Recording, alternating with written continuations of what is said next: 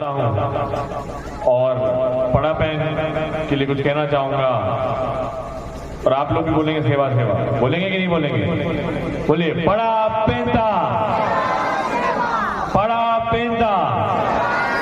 अब जैसा कि आप सभी जानते हैं कि मैं मेरे भाषण की शुरुआत हमेशा भारत माता की जय बोल के करता आया हूं और आज भी वही करना चाहूंगा। जैसे हमारा आदिवासी समाज प्रकृति का प्रथम पुत्र है, वैसे ही भारत माता प्रथम पुत्र भी हम ही लोग हैं कि नहीं है? तो बोलिए मेरे साथ, भारत माता की। नहीं ऐसे नहीं, जोश के साथ, जैसा वोट डालने गए थे ना उसी जोश के साथ दोनों हाथ उठा के मुट्ठी बांधकर लगना चाहिए कि सच्चे राष्ट्रभक्त यहाँ मौजूद हैं। तो बोलिए मेरे साथ, भारत माता की, भारत माता की। मैं सबसे पहले तो आप लोगों को हाथ जोड़ के धन्यवाद देना चाहूंगा कि आप लोगों ने वोट दिया, मौका दिया, इसलिए मैं यहाँ आज आपके बीच में खड़ा हुआ हूँ। जब मैं वोट मांगने जाता था तो हमारी माताएं बहनें कहती थी कि जो विधायक होता है वो 5 साल में एक बार सिर्फ वोट मांगने आता है, उसके बाद गायब हो जाता है। याद है कि नहीं याद है? और मैंने वादा किया था कि चाहे मैं चुनाव जीतूं या मैं चुनाव हारूं, मैं आप लोगों के बीच में आता रहूंगा। अभी मुझे विधायक बन के 1 महीना भी नहीं हुआ, आपने बुलाया और मैं आ गया। अभी 26 तारीख को फिर से आऊंगा। अभी तक क्या होता था कि हम विधायक को ढूंढने आते थे कि भैया विधायक जी कोई काम है हमको, हमारा करवा दो। अब ऐसा नहीं होगा। इस 5 साल में आप अंतर देखेंगे कि विधायक आपके पास आएगा और आपसे पूछेगा कि आपकी क्या समस्या है वो बताइए, अपन सब मिलके उसको सुलझाएंगे। मैं आप लोगों से पूछना चाहता हूं, अभी सरपंच साहब से मेरी बात हुई कि सरपंच साहब बताइए क्या दे सकते हैं विधायक जी से अपने पहला काम यहाँ पर। तो सरपंच साहब ने कहा कि भैया हमको इस गांव के लिए टैंकर चाहिए। तो मेरी पहली विधायक निधि जो अप्रैल में चालू होगी, उससे सबसे पहला काम जो होगा वो इस गांव के लिए टैंकर का काम होगा, आप लोग ही होगा। और दूसरा कि विधायक निधि देना तो बहुत आसान होता है, सरकार का पैसा है, अपना कहीं जाता है। लेकिन 12 साल से हमारे समाज को एकजुट करने के लिए या हमारे सब वरिष्ठ लोग, हमारे राज भाई सब मेहनत कर रहे हैं। तो इसलिए मेरी भी इच्छा है कि हम जिस जगह बैठे हैं यहाँ पे जो प्लास्टर होगा ये कोई विधायक निधि से नहीं, ये मेरे स्वयं के खर्चे से जो भी खर्चा आएगा 25,000 50,000 विधायक निधि से नहीं, जेब से, ये मैं करवाऊंगा। अभी 26 को आएंगे हम फिर करेंगे और क्या कहते हैं। मैं चुनाव में कहा करता था, हमने बहुत राजनीति देखी है, कांग्रेस की, भाजपा की। मैं सभी को कहता हूं और मैंने सिराली में भी कहा था कि ये कांग्रेस की, भाजपा की, हमारे जैस की, गोंडवाना की, ये सारी राजनीति थी चुनाव तक। और चुनाव के बाद फिर ना कोई कांग्रेस ना कोई भाजपा, ये पूरा गांव, ये पूरा क्षेत्र और ये पूरा समाज और पूरी विधानसभा, ये सब हमारा परिवार, इसमें कोई भेदभाव नहीं होना चाहिए। और मैं आपको यकीन दिलाता हूं कि मेरे कार्य करने में जिन लोगों ने मुझे वोट दिया उनका मैं आभारी हूं, और जिन्होंने नहीं दिया, मैं इन 5 सालों में मैं पूरी मेहनत करूंगा, पूरा संघर्ष करूंगा कि आप लोगों का वोट पे अगली बार अधिकार से ले सकूं। ये हमारा आदिवासी समाज जब बैठा है, मैं आप लोगों को कुछ कहना चाहता हूं कि जो पानी से नहाते हैं वो केवल अपना लिबास बदल सकते हैं। लिबास मतलब कि कपड़े, बस। जो पानी से नहाते हैं वो केवल अपना लिबास बदल सकते हैं। लेकिन ये मैं आपके लिए कहना चाहता हूं, हमारे आदिवासी समाज के लिए सबसे ज्यादा मेहनत हम लोग करते हैं, सबसे ज्यादा संघर्ष हम लोग करते हैं। तो जो पसीने से नहाते हैं वो इस देश की सरकार और इतिहास बदल सकते हैं। तो एक बार जोरदार ताली बजाइए अपने लिए। सभी को धन्यवाद, सेवा जवाब, वंदे मातरम। सबसे पहले बड़ा देव के चरणों में सादर वंदन। यहाँ पर उपस्थित मातृशक्ति, मेरे साथियों, आप सभी को मेरा सेवा जोहार। बहुत देर हो गई बैठे बैठे, एक बार नारा हो जाए, जय सेवा जय जोहार का। मैं इधर से आवाज दूंगा जय सेवा की, उधर से आवाज आनी चाहिए जय जोहार की। जय सेवा। उधर से आवाज नहीं आ रही है,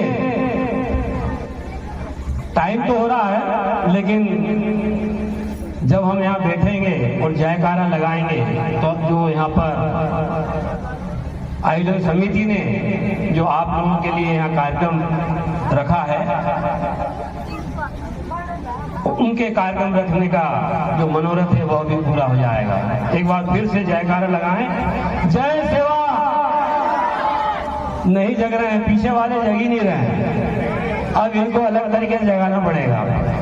अब आप लोग से निवेदन है पितृशक्ति से, आप थोड़ा चुप रहे। मैं देखना चाहता हूँ मातृशक्तियों को नींद आ रही है कि उनकी नींद भग रही है। सिर्फ आप लोगों के लिए जय सेवा जय सेवा जय सेवा जय सेवा। बहुत बहुत धन्यवाद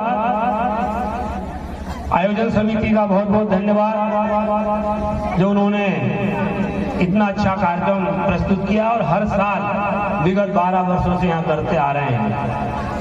कार्यक्रम को करने का उद्देश्य समाज में जागृति लाना है। हमारा समाज एकजुट हो, हमारी संस्कृति बचे। कहीं ना कहीं कचनार ग्राम उसमें सफल होता दिख भी रहा है।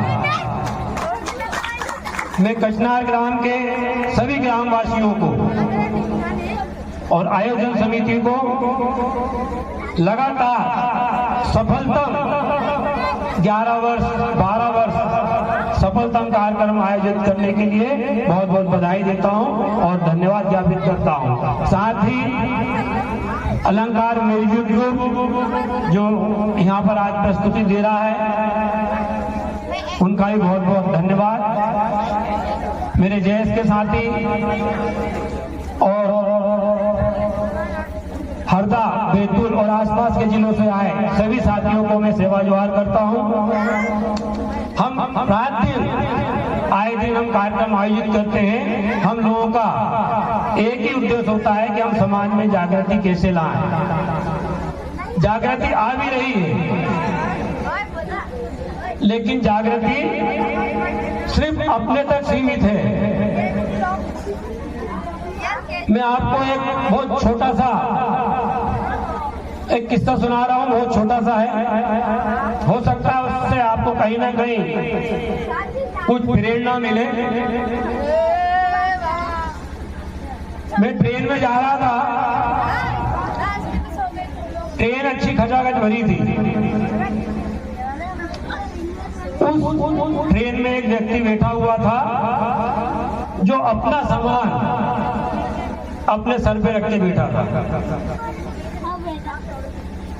ट्रेन जा रही थी, सब मुसाफिर भी जा रहे थे, वह भी जा रहा था, लेकिन वह व्यक्ति अपनी गठरी जो सामान बैग होता है वो अपने सर पे रख के चल रहा था। उससे पूछा, भाई कि ये आपने अपनी गठरी सर पे क्यों रखी है?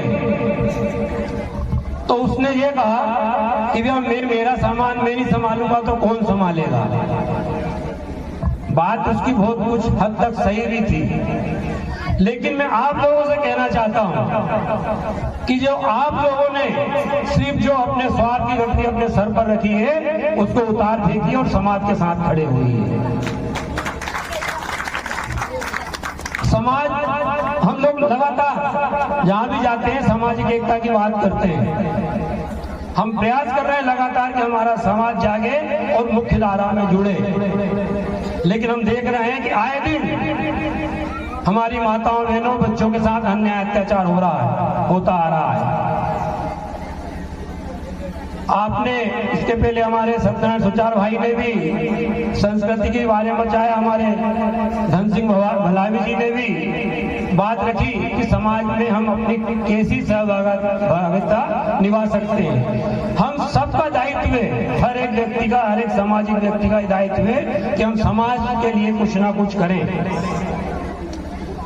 सामाजिक एकता का मतलब ये होना चाहिए कि अगर एक व्यक्ति को दर्द हो तो उसका दर्द दूसरे को महसूस होना चाहिए। जब तो इस कार्यक्रम को सफल करने आयोजित हम इसका जो आयोजन कर रहे हैं, सफल कार्यक्रम तभी होगा जब हम एक दूसरे के मर्म को समझेंगे। नहीं तो ऐसे कार्यक्रम तो होते रहेंगे। क्या मतलब ऐसे कार्यक्रम आयोजित करने का? सिर्फ मनोरंजन करने के लिए कार्यक्रम आयोजित नहीं होते हैं। ये आपको गाने के माध्यम से जो अलग जगा रहे हैं, बच्चे यहाँ का डांस कर रहे हैं, ये आपको प्रोत्साहित कर रहे हैं कि आप भी आगे आए और आगे बढ़े। आए दिन हमारे समाज पर अन्याय अत्याचार होता आ रहा है, लेकिन कोई कुछ बोलने वाला नहीं है। ऐसी बहुत सी घटनाएं हुई हैं जो मैं हमेशा बताते आ रहा हूं, लेकिन अभी विगत 3 दिन पहले की घटना है। हमारा पड़ोसी गांव है, गांव का नाम भी शायद लेना उचित नहीं समझूंगा मैं। यहाँ से मुश्किल से कितने 15 किलोमीटर है,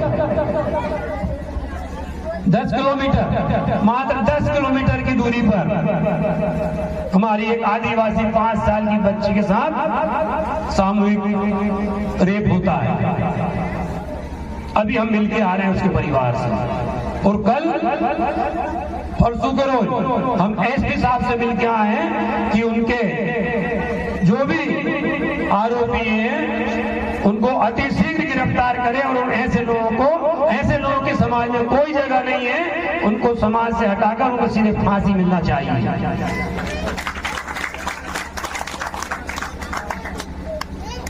अगर यही घटना किसी अन्य समाज की बच्ची के साथ होती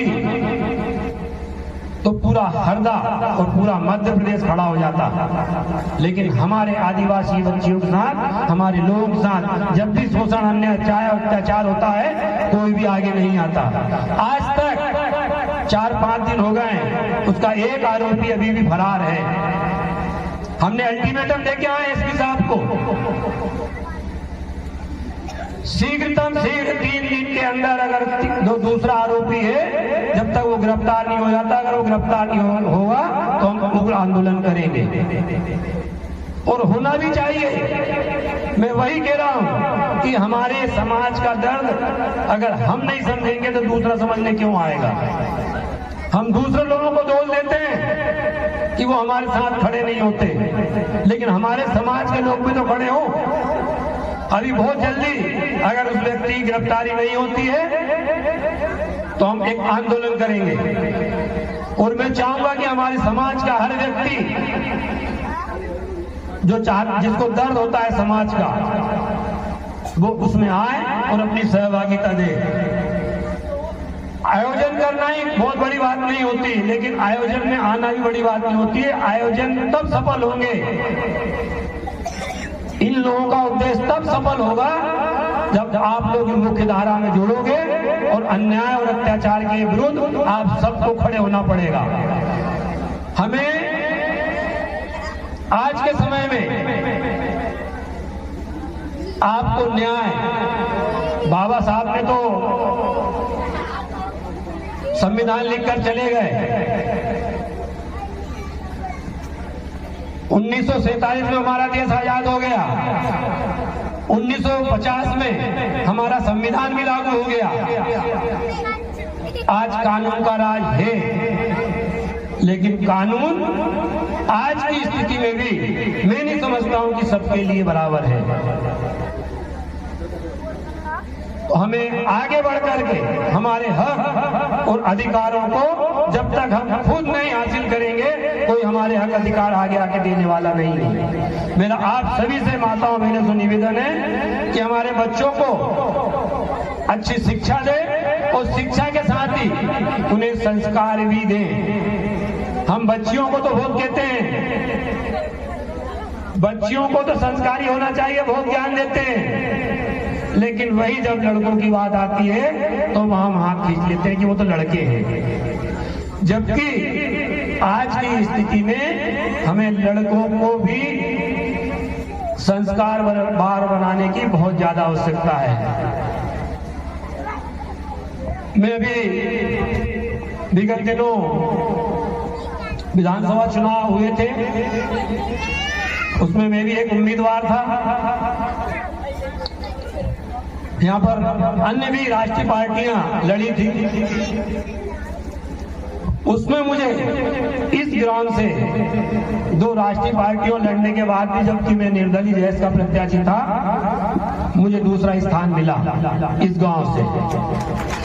इसके लिए मैं इस गांव का, पूरे गांव का बहुत बहुत आभार व्यक्त करता हूं और साथ ही आप लोगों को विश्वास दिलाता हूं कि मैं आपके साथ हमेशा, आपके हर सुख में, हर दुख में हमेशा आप लोगों के साथ खड़े रहूंगा। जब भी आप लोगों को मेरी आवश्यकता पड़ेगी, आप मुझे अपने पास पाएंगे। आप लोगों ने आज बुलाया,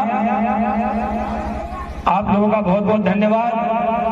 और रात के 3 बजने वाले हैं और भी आप सुबह तक कार्यक्रम जो आयोजित होते रहेगा आप सुन रहे हैं। आपकी सबकी सहनशीलता और समाज के प्रति आपकी जागरूकता को मैं नमन करता हूं। पुनः आयोजन समिति का धन्यवाद करता हूं। बहुत बहुत धन्यवाद। सेवा जोहार को सेवा जोहार, सेवा मान नमन करता हूं। साथ ही बड़ा पेन परम शक्ति मुठवा बाबा कोया पुणे सलार घाघरा के चरणों में सेवा जोहार, सेवा मान करता हूं। और नरसिंहपुर से पधारे हमारे भूमिका संघ के आदरणीय आचार्य मार्गदर्शक दादा सोहन सिंह पंद्राम जी के चरणों में सेवा जोहार, सेवा मान करता हूं। मंच पर विराजमान बड़े भाई रमेश मर्सकोले, राजेश भाई यादव जी और हमारे जिलाध्यक्ष राकेश ककोड़िया जी, मेरे पीछे मंच पे विराजमान जो रात दिन समाज को जगाने का काम करते हैं बहन ममता उइके जी, सभी के चरणों में सेवा मान, सेवा जोहार करते हुए मैं ज्यादा नहीं बोलूंगा आज, क्योंकि यहाँ पर बार बार मैं आता हूँ, मेरा गांव है। कुछ चीज बोलूंगा आप इस बार। अच्छा, बच्चों लोगों को नींद वाय लगता है, सबको नींद वाय लगता बाइक को नींद वायता क्या कि पाटा के जाना है या बांगे बात करीता ना भी है, करीता ना है ना। अगर करीता ना है तो सब भाई अपना अपना पल्लो खोली किसी को उनकी गाठ दो चिमटा उनकी गठान दो चिम आणि वायन वाले समयत लेनो अपना छवानो मुन्ने बड़ी ज्ञान लेनो जो है कलम का ताकत से आना है। हम रात दिन जाग रहे हैं, रात दिन जा रहे हैं। आज मैं यहाँ नहीं होता, आज मेरा जो है दिल्ली के अंदर में कल सुबह 11 बजे राष्ट्रपति महोदय से मिलने का अपॉइंटमेंट है। 6 लोगों के डेलीगेशन में मेरा भी नाम था, राष्ट्रपति महामहिम द्रौपदी मुर्मू जी के साथ में, लेकिन किसी कारणवश मेरा जाना नहीं हो पाया। उसका मेन कारण है कि मैं यहाँ पर आना चाहता था और समाज के लिए जो जागृति का मसाल लेकर के हम चल रहे हैं, उस जागृति का मसाल आप लोगों के हाथ में पकड़ाकर आगे बढ़ना चाहता हूं। हम लोग आज हमारी संस्कृति को, आज हमारी परंपरा को भूलते जा रहे हैं, अपनी पहचान को भूलते जा रहे हैं। आज हमारे ऊपर से बाहर से आने वाले लोग, बाहर से आए हुए लोग नाना प्रकार के षड्यंत्र रच करके हमारी पहचान को मिटा रहे हैं। उस पहचान को बरकरार करना है तो हमारे बच्चों को शिक्षित करना है और हमारी भाषा और शिक्षा और रूढ़ी और सभ्यता को जो है आगे तक ले जाना है। अभी सत्यनारायण भाई ने बोला था कि मैं मार्गदर्शक, मैं कोई मार्गदर्शक नहीं हूं। समाज का दिया हुआ आशीर्वाद है कि मैं पढ़ लिख करके आपके बीच बोलने के काबिल हुआ,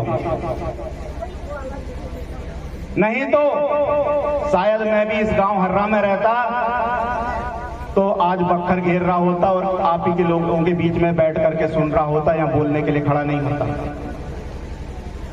मेरी माताएं और मेरे भाइयों से मैं बोलना चाहता हूं कि हम लोग राजनीति के उसमें जाएं जरूर, लेकिन मन में कोई द्वेष ना रखें।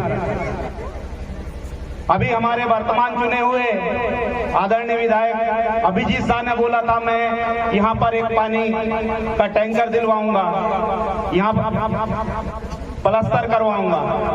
साहब हमें पानी का टैंकर जो है हम पहाड़ और यहाँ पर पानी जो लाया है, अभी राजरावन भाई ने बोला था कि पानी मैंने लेकर आया हूँ। मैंने कोई पानी नहीं लेकर आया हूँ, आप लोगों ने पढ़ाया। मैं भोपाल तक गया और वहां से पानी आपके गांव तक का जो है आ जाए, इसलिए मैंने जो आवाज उठाया यहाँ पहुंचाया वो पानी। ये आप लोगों का आशीर्वाद था। मैं चाहता हूं कि आप लोग के जो बच्चे हैं, जिस तरह आज हम मंच पे बोल रहे हैं, मंच पे हम जो है आगे तक जा रहे हैं, आप लोगों के बच्चे कल को जो है यहाँ धन सिंह भल्ला भी बनकर दौड़े और भोपाल तक गरजे, ऐसी इनको शिक्षा दीजिए। हम ये चाहते हैं कि हमारी जो संस्कृति है, हमारी जो भाषा है, आज सने सने खत्म होती जा रही है। आज यहाँ के जो ग्रामीण बच्चे हैं, गोंडी तो बोल लेते हैं, कोरकू भाषा तो बोल लेते हैं, लेकिन वही भोपाल में जो पहुंच गए हैं, शिक्षित होकर के परिवार पहुंच गए हैं, वो लोग जो हमारी भाषा को खत्म करते जा रहे हैं। मैं उन लोगों को भी बोलना चाहता हूँ कि समाज ने आपको जन्म दिया है, इस समाज ने पहचान दिया है। अगर अपने आप को आदिवासी बोल करके आदिवासियों का हक लेते हो तो अपनी भाषा और संस्कृति के लिए लड़ने के लिए जो है आगे कलम चलाना भी सीखो। हमें जब तक हमारा हक नहीं मिलेगा, जब तक हम लोग बोलेंगे नहीं। लोग यहाँ आते हैं, बोलकर चले जाते हैं। हमें पानी का टैंकर नहीं चाहिए। यहाँ स्कूल में जो है हर 30 बच्चों के ऊपर में एक शिक्षक चाहिए। हमें यहाँ पानी का टैंकर नहीं चाहिए। हमारी माताएं बहना जो पलायन कर रही उनके लिए यहाँ रोजगार चाहिए। हमें यहाँ पानी का टैंकर नहीं चाहिए। हमारे जो भाइयों पर अत्याचार हो रहा है, उन अत्याचार के निवारण के लिए करके वहां आवाज उठाए। चाहिए या नहीं चाहिए? हमें सत्ता में कोई, जब वो चुना जाता है तो जनप्रति सम्मान सर्व जो जनता का कहा जाता है, लेकिन आज हमें सने सने मिटाने की कोशिश चल रही है।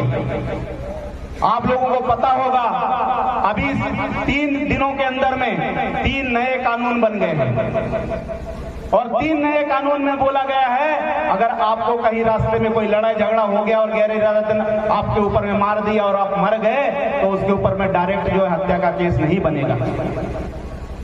एक्सीडेंट हो गया, आपको जा रहे हैं, किसी ने टक्कर मार दिया, आप खत्म हो गए, वो आपको मार करके भले अस्पताल पहुंचा दे तो उसके ऊपर केस नहीं बनेगा। ऐसे ऐसे नाना प्रकार के कानून बना रहे हैं और हम लोगों को क्या हमारे साथ में है। हम बोलते हैं हमें कुछ भी बना लो, चाहे हमें हिंदू बनाओ, मुस्लिम बनाओ, क्रिश्चियन बनाओ, चाहे ईसाई बनाओ, हमें कोई फर्क नहीं पड़ता साहब, लेकिन जब हमारे ऊपर अत्याचार होता है तो आप लोग भी हमारे साथ खड़े होना चाहिए या नहीं होना चाहिए? तो आज आप लोग शपथ लो और अपने पल्ले का गठान बांध लो और जो भी आपके पास में आता कि अब भला है ढिमका, ठीक है हम आपके साथ में हैं, लेकिन जब भी हमारे साथ में अत्याचार होता तो क्या आप हमारी आवाज उठाने के लिए आगे आते हैं? आज हमारे भाई के ऊपर में सीधी का एक केस हुआ था। कितने लोगों को पता है कि हमारे साथ में कितने लोग खड़े हुए थे? हमारी बहनों को मणिपुर में मैं गया हूँ, उन बहनों के साथ में मिलकर के आया हूँ। वो तो आज जिंदा नहीं है। जिन 3 बहनों के साथ में केस हुआ आज जिंदा नहीं है, उनको मार डाला गया, लेकिन वहां पर जो प्रताड़ित और बहनों उनसे मिलकर के आया हूँ। उन बहनों के दिल की व्यथा अगर आपको बोलूं तो मेरे आंखों से आंसू आते हैं। आज भी वहां पर जल रहा है और कौन लोगों को जला रहा है? सिर्फ हम जैसे जो है गरीब आदिवासियों को जला रहे हैं। हमें समझना होगा, आज मणिपुर जल रहा है, कल मध्य प्रदेश भी जल सकता है, छत्तीसगढ़ भी जल सकता है। इसलिए हमें एकत्रित होना पड़ेगा। चाहे हम पार्टियों में जरूर बटेरे, लेकिन जब बात आदिवासियत की हो या बात जब अपने की हो तो हमें एकजुट खड़े होना पड़ेगा। तभी हम लोग जो है अपनी आवाज को आगे तक रख सकते हैं। हम बोलते हैं यहाँ से जब लोग काम पे जाते हैं या पढ़ने के लिए बाहर जाते हैं, दो लड़के आपस में ही होते हैं, अगर मैं उनसे कहीं मिलता हूँ, भाऊ बेगमन तो नहीं यार, ने बड़ा नाम आई हूँ, बत्ती पाड़ी आई हूँ, वो क्या बोलते हैं, भैया मैं तो जो है वही के हूँ और फलाने गांव का रहने वाला हूँ, वो हिंदी में बोलता है। क्या अपनी भाषा बोलने में शर्म आनी चाहिए? आज हमारी भाषा को खत्म करने के लिए वो लोग षड्यंत्र रचा रहे हैं और हम लोग अपनी ही भाषा को खत्म करने के लिए हिंदी का उपयोग कर रहे हैं। हाँ, हिंदी बोलो, लेकिन हिंदी के साथ में अगर अपना वाला है तो आप अपनी भाषा बोले। जिस प्रकार तमिलनाडु के और केरला के लोगों के साथ में अगर कहीं जाओगे, आपके साथ घनिष्ठ मिलता है, आपके साथ बिल्कुल एक थाली में खाने वाले हों, लेकिन उनकी भाषा बोलने वाले अगर कोई आदमी मिल गया तो आपको छोड़ देंगे और अपनी भाषा में बात करना शुरू कर देंगे। इसीलिए मैं बोलता हूँ कि आगे अब जब भी मिले, मैं दोनों भाषाएं बोलता हूँ, थोड़ी थोड़ी कोरकू भी बोलता हूँ, गोंडी भी बोलता हूँ। जहां भी मिले, अगर आपको गोंडू आती है तो गोंडी बोलिए, अगर कोरकू आती है तो कोरकू बोलिए। बिल्कुल मैं खुले दिल से आपका स्वागत करूंगा, क्योंकि हम अपनी भाषा को बचाना है, हमारे रीतियों को बचाना है, हमारे जो संस्कार है उनको बचाना है। आजकल तो शादियों में हम लोग डीजे वीजे बहुत चीज चला दिए हैं और आजकल तो एक नया और ओम गुणगुण वाला भी शुरू कर दिए हैं। हमारे जो लगने पद्धति है, हमारी जो रीति रिवाज है, उस हिसाब से जो है आप शादी को जो निर्वहन कीजिए। और साथ में जो बाहर रह रहे हैं हमारे लोग, उनको भी बोलिए। और हमारे इसमें कुछ चीजें मेरे को और देखने आ रही है कि हम जो है ना, एक पालिया ज्यादा भी शुरू हो गए हैं। आजकल जो बच्चे पढ़ रहे हैं उनमें ज्यादा ज्ञान आ गया है, तो एक पालिया की तरफ अगर जाता है तो समाज बैठ करके, जाजम पे बैठ करके जो पुराने रीति रिवाज में दंड या अर्थव्यवस्था होती है उसका पालन करके आज भी जो है समाज को एक तरफ लेकर जाएंगे। नहीं तो आने वाला भविष्य हमारा खराब हो जाएगा। अभी हमारे पास में बहुत सारे वक्ता भी हैं और कार्यक्रम भी बहुत लंबा है, मैं ज्यादा नहीं बोलूंगा, सिर्फ आप लोगों से दो चार नारे लगाऊंगा, जोर से बोलिएगा। अभी जैसे ममता बहन ने बोली थी तो आप लोगों की नींद नहीं भगी थी। पड़ा पेंता, पड़ा पेंता, संजो पेंता, संजो पेंता, मुठवा बाबाना, मुठवा बाबाना, काली कंकाली दाईना। और भैया लोग चुपचाप उस तो तिंजेले वाई उड़ बम रही मट काली कंकाली दाईना आईना वायो फिर भी आवाज नाको निहोन लागिता है कि रोन वालड़ में कुन तिस्जेले रोवड़ भैया को पिज्जा खाना पिस्ता यार तिंजे ना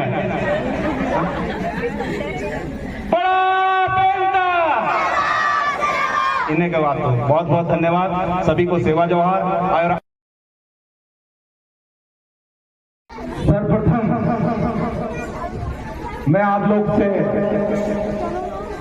समाज और संस्कृति और परंपरा और रूढ़ी और अधिकार के बारे में बात करूं तो मैं प्रकृतिगत बड़ादेव मुठवा जी के सिर चरणों में नमन करता हूं, जोहर करता हूं और साथ ही साथ उन लोगों को भी जोहर करता हूं जो हमें सुनने के लिए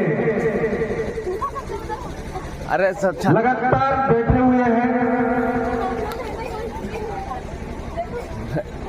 ये आज जो पर्व है, आज जो ये कार्यक्रम का उद्देश्य हमारी संस्कृति, हमारी परंपरा, हमारी भाषा के साथ साथ जो हमारे पुरखों ने जो विरासत बनाई है, उस विरासत को आने वाले पीढ़ियों को हमें देना है। तो उसी की ये वकायात में ये कार्यक्रम का आयोजन हो रहा है।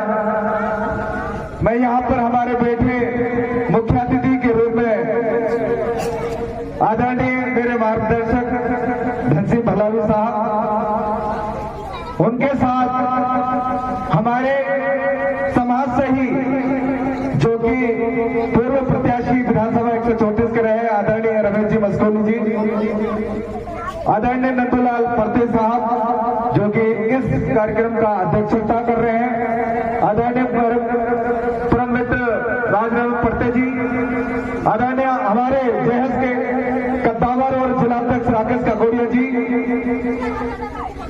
उनके साथ साथ ओबी समाज के हमारे बीच में जो आदिवासियों की आवाज बनकर अंधेरी खेड़ा में जहां पर हमारी समाज के जो जमीन है उनको खोदा जा रहा है, उनको प्रमुखता से पूरी दमदारी से उस जमीन की लड़ाई लड़ने वाले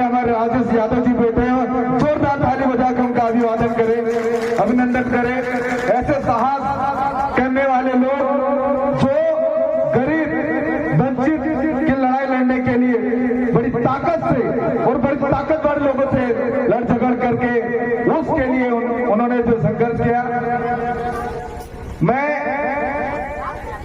सभी को पता है इस कचनार में जहां पर प्रकृति शक्ति पड़ापन बैठे हुए हैं, इस गांव में 3 से 4 बार आ गए और मैं बच्चों से मुलाकात भी करी और उनके कैरियर के बारे में, आने वाले समय में वो शिक्षा को ग्रहण करने के पश्चात वो किस किन विभाग में जाकर अपनी सेवाएं देख सकते हैं, उसके लिए हमने बातचीत भी की थी।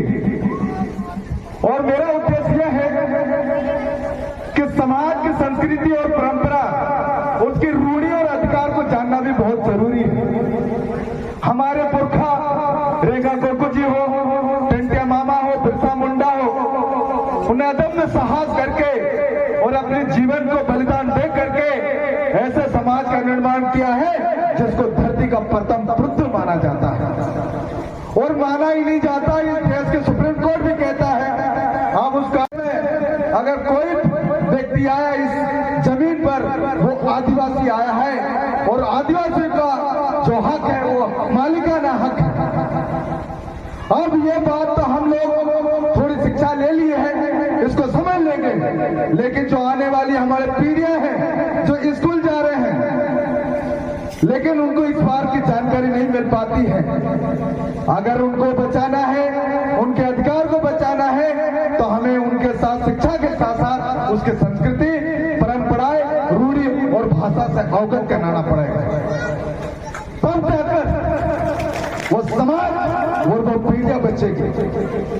और हमारी उद्देश्य भी यही है, चाहे हम बचे ना बचे, चाहे हमारा संघर्ष का अंतिम परिणाम जो कुछ भी हो, और जब तक रहेंगे आपके लिए संघर्ष करते रहेंगे, और जब भी मरने की बारी आएगी हम सबसे पहले मरने को और अपने त्याग और बलिदान देने का तैयार रहेंगे। और जो मातृशक्तियां, मैं आपसे बहुत ज्यादा प्रेरित होता हूं कि माता को उस जो बच्चा होता है उसका प्रथम गुरु माना गया है और आपको यह शिक्षा ग्रहण करना पड़ेगा। संस्कृति के तौर पर, भाषा के तौर पर जो यहाँ कार्यक्रम हो रहा है, ये तो आप सुन लेंगे, समझ लेंगे, लेकिन जो बच्चे को जो आपकी शिक्षा देना है, जिनको आपको ताकतवर बनाना है, क्योंकि आने वाले जो आपकी लड़ाई है, आपका जो अधिकार की लड़ाई हो, वो आपका पीढ़ियां लड़ेगी, आपका वो बच्चा लड़ेगा। तो स्कूल के साथ साथ उसे ये भी बताना है कि आपको बाबा साहब अम्बेडकर द्वारा दिया गया शिक्षा की ताकत तो लेना ही है, आपको वो ताकत को नहीं भूलना है जिसमें रेखा गुरकुल, टंटिया मामा और बिरसा मुंडा ने दिया है आपको। 1500 से ईस्वी के दरमियान आज से कम 800 साल पुराने हो गए हैं, पुरानी बात हो गई है। जिनको लेकर जो संघर्ष करना था उन्होंने कर दिया, लेकिन आप जानते हैं स्कूलों के दरमियान हमारे पुरखों के बारे में इतिहास भी बताई गई। कहीं कहीं जाकर हमारे जो शोधकार थे इन्होंने रिसर्च किया, चाहे जयपाल मुंडा साहब हो, चाहे हमारे गोडिल लेखक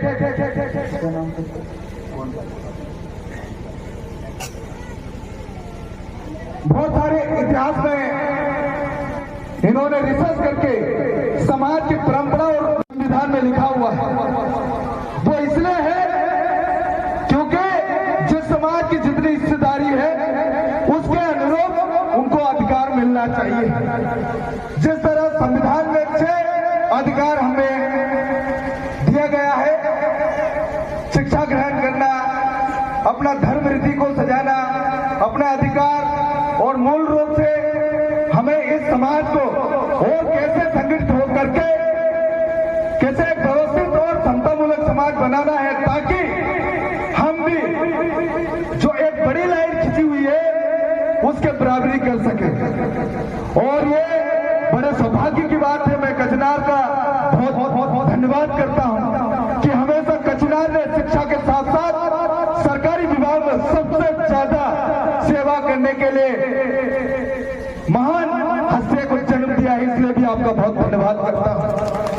मैं जानता हूं नहीं हूं, जब मैं सन 2001 में पहली क्लास में एडमिशन लिया था तो सबसे ज्यादा अगर नौकरियों की बात होती तो कचनार की बात होती थी। मैं बेहतर तरीके से समझ पाता हूं, अगर शिक्षा की और नौकरियों की और आगे लड़ाई करने की अगर कोई केंद्र बन रहा है तो कचनार बन रहा है, ये बहुत सौभाग्य की बात है, हमारे लिए गौरव करने की बात है और ये गौरव करने का क्षण भी है।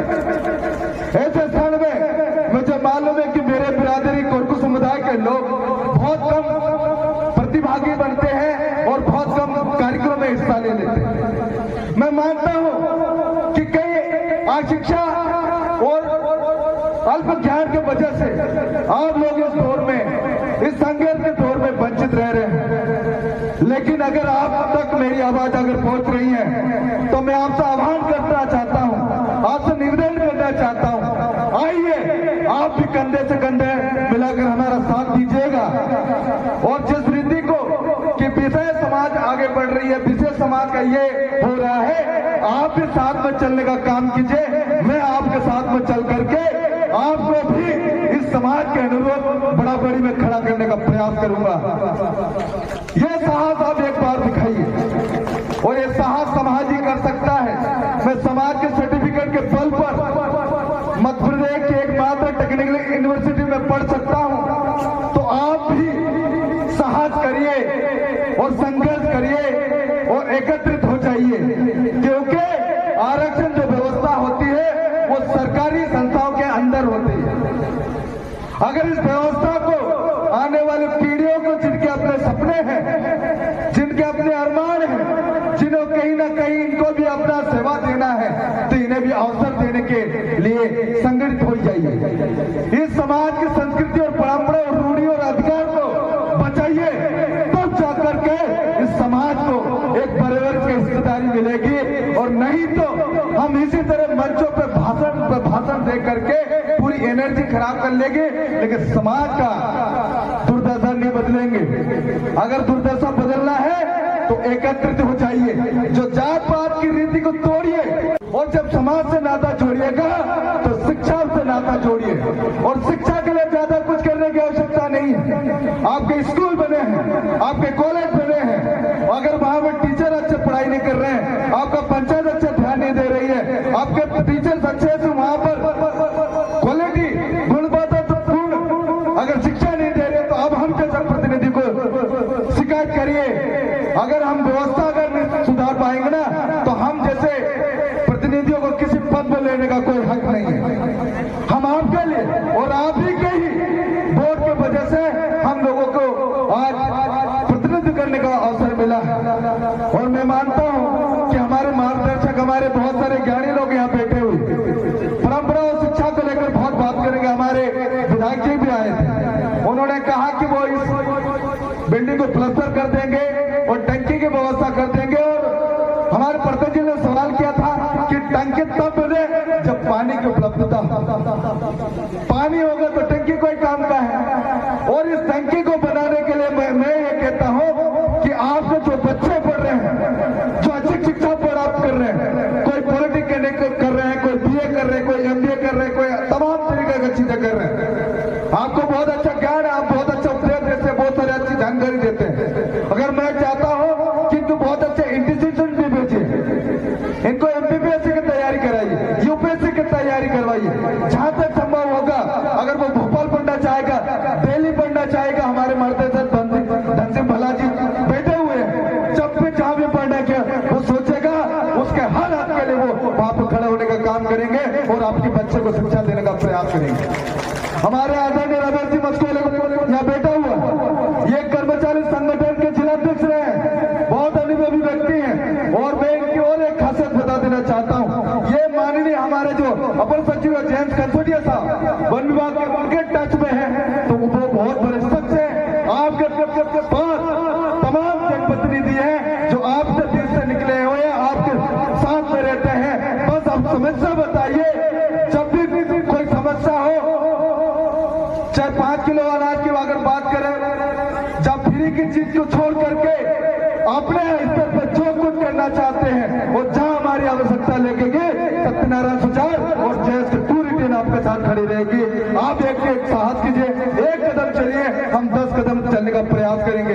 लेकिन अंतिम समय में मैं यही कहना आपसे चाहता हूं, जो पीले रंग को आपने धारण करके रखा है, जिस पीले को आदिवासियों की निशानी समझते हो तो ये आखिरी जंग है, आखिरी पीढ़ियों की लड़ी जानी है।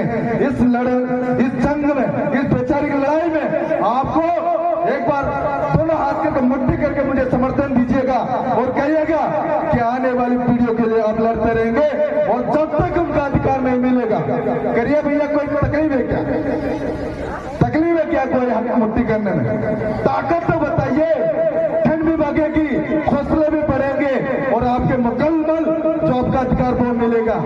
तो एक बार कमिटमेंट कीजिए और समझ लीजिए